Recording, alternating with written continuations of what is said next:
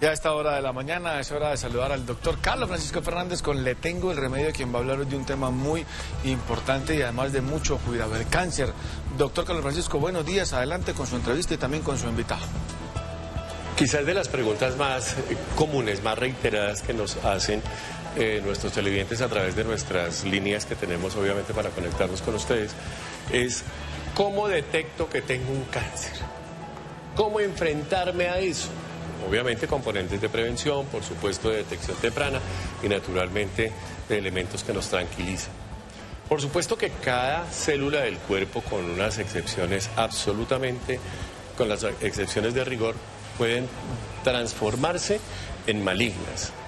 Entonces puede haber tumores en cualquier parte, puede haber cáncer de cualquier órgano y bajo esa condición pues uno tendría que hablar con un especialista del hígado para hablar de cáncer hepático, del pulmón, etcétera, etcétera. Pero nos dimos a la tarea de buscar a alguien que nos hablara de manera general de ellos. ¿Y quiénes son? Pues son los especialistas en medicina interna. Ellos son los que nos miran por dentro, pues por eso se llama interna, de la cabeza a los pies, a los adultos en este caso, y por supuesto, pues aquí hay uno de ellos, el doctor Óscar Mauricio Rueda Blanco. ¿Lo dije bien, doctor? Así es, sí, señor. Pregunta, hay una forma, empecemos, ¿cuál es el cáncer más común en este país? En este país, bueno, todo depende del género, ¿no? Tanto en masculino como en femenino, pero podríamos hablar del cáncer de mama o cáncer de seno, el cáncer de colon, el cáncer de intestino grueso, el cáncer de próstata, el cáncer gástrico también serían como, y el cáncer de cuello uterino. Entonces empecemos por el que nos trata a ambos, porque quizás del componente de mortalidad tanto en hombres como en mujeres sumado, estamos hablando del cáncer de estómago. Sí, cáncer gástrico. Empecemos, doctor. ¿Hay posibilidades de saber, de identificar qué exámenes me hago, qué tengo que tener en cuenta para saber tempranamente si estoy en la ruta o si potencialmente estoy libre de un tumor de estómago? Claro, sí, señor. Partiendo del hecho que Colombia todavía es catalogado el cuarto país con más cáncer de estómago a nivel mundial. Entonces de ahí ya tenemos el primer factor de riesgo que nos tenemos que proteger o hacer los exámenes tempranamente. Lo siguiente es el sitio donde vive en Colombia, ¿sí? En las zonas del altiplano cundiboyacense, Santander, Nariño, son las zonas en donde también se diagnostica más tempranamente o donde hay más casos de cáncer de estómago.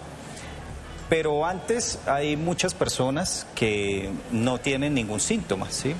Y estas personas son las que debería hacerse un tamizaje para cáncer de estómago. ¿El tamizaje qué es? El tamizaje es algún método en búsqueda de una detección temprana de cualquier tipo de cáncer, en este caso de estómago, pero que sea que este tipo de cáncer en pacientes que no tienen ningún tipo de síntomas, ¿sí? Entonces es una detección temprana.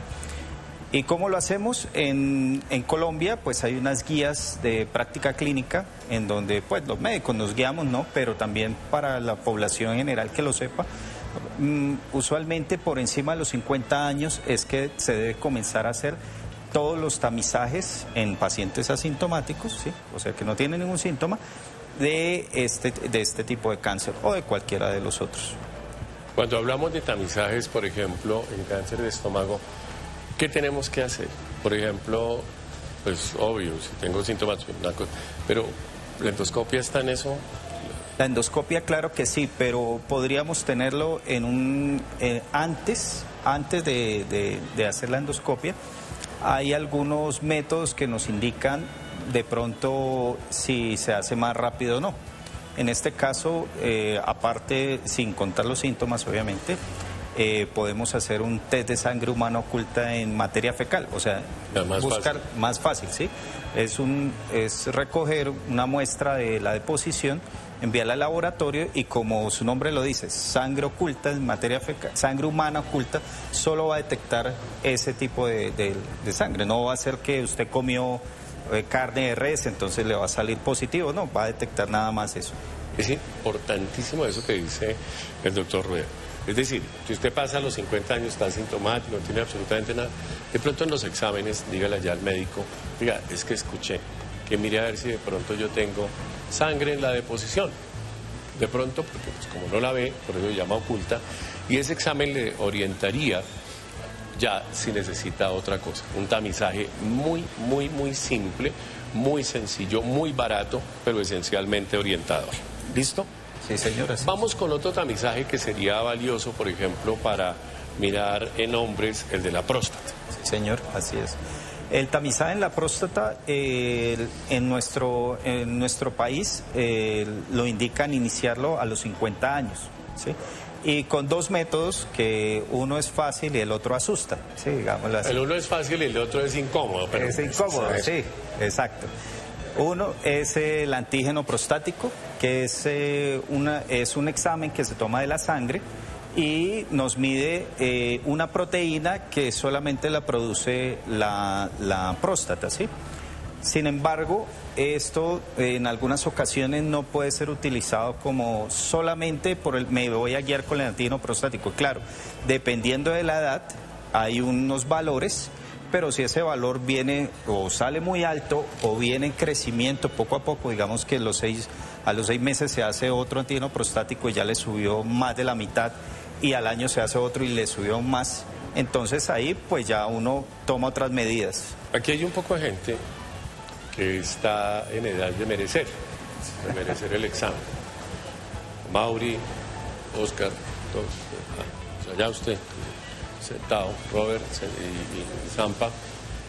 Entonces el asunto está en que si así no espere que el chorro esté delgadito o que no, nada. Examen de sangre y un tacto rectal. Así es, el tacto rectal. Así no tenga nada. ¿Está claro? Tamizaje que detecta tempranamente no solamente tumores, sino también inflamaciones y otras molestias, y ahorra una cantidad de angustias posteriores. Vámonos con las mujeres, vamos con el cáncer de cuello uterino, que en este país es tan complicado. Claro, sí, señor. El cáncer de cuello uterino requiere un tamizaje más temprano, sobre todo en mujeres que ya comenzaron su etapa sexual, ¿sí? Ya comenzaron a tener relaciones sexuales y se basa en la citología, ¿sí? La citología vaginal, ¿sí? Que es un examen pues que lo hace el ginecólogo, entra con un espéculo y toma una muestra. Sin embargo, ahora hay una detección también más temprana, porque antes solamente era, digamos, que nos describía la lesión de las células, pero ahora podemos hacer algunos exámenes, digámoslo así, bioquímicos, para saber si tiene algún tipo de virus, que es el virus del papiloma humano. A propósito de esto, doctor Rueda, hace poco teníamos una discusión. Definitivamente la prevención del cáncer de cuello uterino, condicionada esencialmente con la vacuna del virus del papiloma humano, que está demostrado que digamos que tiene un factor determinante en la génesis de este tipo de tumor, pues está autorizada para niñas entre los 9 y los 14 años y jóvenes también en esa edad, hombres y mujeres, porque pues obviamente esto no tiene absolutamente ninguna limitación. Pero teníamos la idea o la discusión de la persona que ya es mayor, que ha tenido hijos, que etcétera, etcétera. ¿En ellos la vacunación es necesaria también? Pues si tiene factores de riesgo para adquirir el VPH, debería recurrir a aplicársela, ¿sí? Si ya le detectaron el VPH. Pues si ya se lo detectaron, pues nada que hacer, porque ya tiene... Entonces lo que hay que hacer es seguimiento de manera regular, obviamente con unos exámenes que están determinados concretamente para mirar los cambios de las células. Cáncer de seno, doctor Rueda. Cáncer de seno, ese es muy importante. Importantísimo. Sí, obviamente el factor de riesgo mayor es ser mujer, pero eso no quiere decir que a los hombres no les dé, también les puede dar a los hombres, que es menos del 1% del cáncer en general de seno, pero puede dar. El tamizaje del cáncer de seno es en mujeres mayores de 50 años, con un examen pues que es, digamos, muy asequible y de pronto un poco incómodo, pero tiene una buena detección, que es la mamografía. Se deberían hacer después de los 50 años, cada 2 años, ¿sí?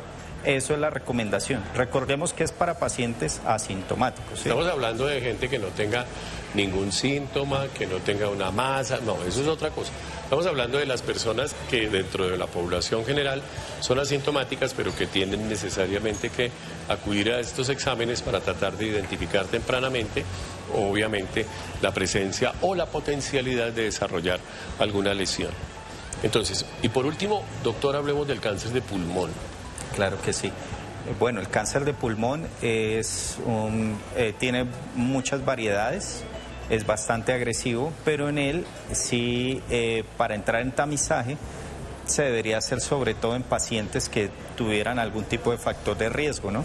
En este caso, pues lo más frecuente es el tabaquismo, ¿sí? El tabaquismo en nuestra área, y también pues en las áreas rurales, en los pacientes, en las personas que aún cocinan con leña o con carbón o con algún tipo, tienen sus cocinas con algún producto o con algún tipo de combustible vegetal.